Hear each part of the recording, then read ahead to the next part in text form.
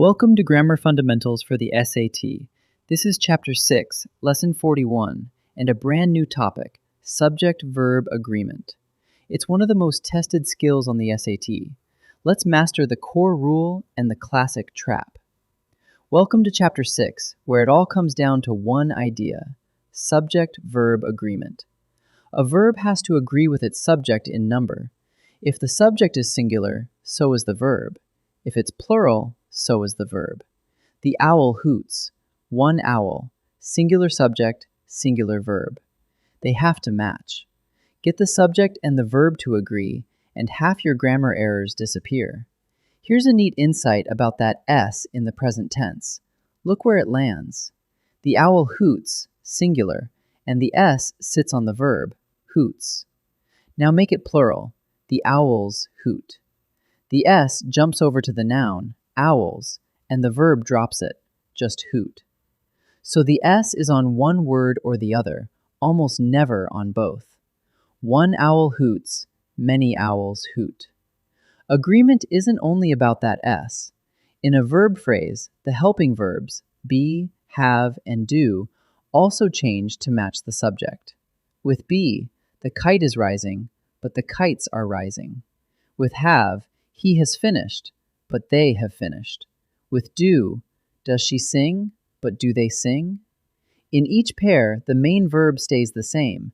It's the helper that flips to agree. So in a verb phrase, make the helper agree with the subject. Now the trap that catches everyone, words that come between the subject and the verb. The box of chocolates is on the table. The subject is box, singular, so the verb is.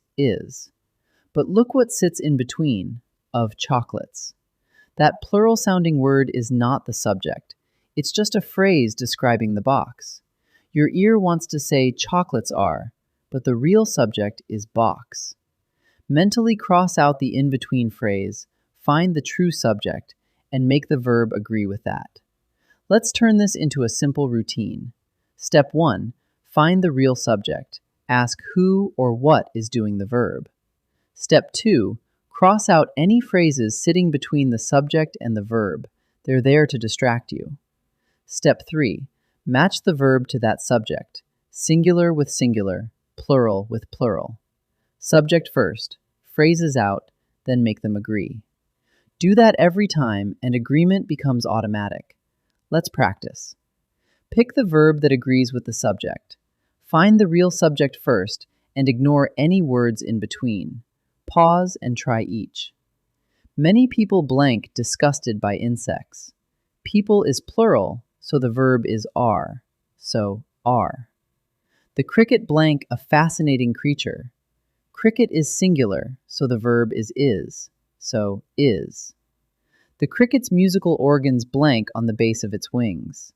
Ignore the extra words. The subject is organs, plural, so the verb is are, so are.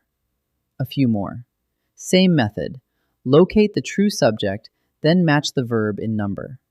Watch for phrases that try to fool your ear. Pause and try each. The movie Them blank a story about giant ants. The subject is the one movie title, singular, so tells. So tells. Supposedly, the ant's enormous size blank by nuclear radiation. The subject is size, singular, not ants, so was caused. So was caused. Thousands blank fighting the monstrous creatures. Thousands is plural, so the verb is were. So were. Let's wrap up. The heart of Chapter 6 is subject-verb agreement. A verb must match its subject in number. In the present tense, a singular subject takes a verb with S, and a plural subject takes the base form. And in a verb phrase, the helper, be, have, or do, is what agrees. The biggest trap is words that come between the subject and the verb, so cross them out, find the real subject, and make the verb agree with it. Great start to Chapter 6. In Lesson 42, we'll tackle the trickier agreement cases.